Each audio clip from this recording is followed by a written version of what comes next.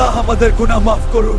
আপনি কি শুনতে পাচ্ছেন মাটির গভীর থেকে আসা সেই চাপা গর্জন? পৃথিবী কি শুধু কাঁপছে, নাকি আমাদের গুনাহের ভারে কাঁদছে?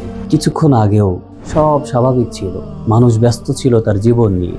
হঠাৎ দেয়াল দুলে ওঠে, ছাদ প্রকম্পিত হয়, আর মানুষ বুঝে যায় সে কতটা অসহায়।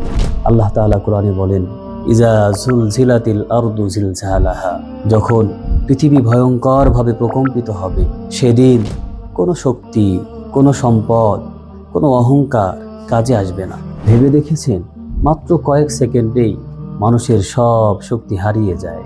একদিন এই পৃথিবী তার সব গোপন খবর প্রকাশ করবে, আপনারটাও করবে। কিন্তু দেখুন, আপনি এখনো বেঁচে আছেন।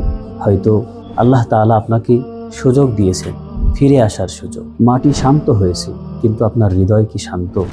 পৃথিবী আবার কেঁপে ওঠার আগে মালিকের কাছে ফিরে আসুন। ইয়া আল্লাহ, আমাদেরকে ভূমিধস ভূমিকম্প থেকে হেফাজত করুন।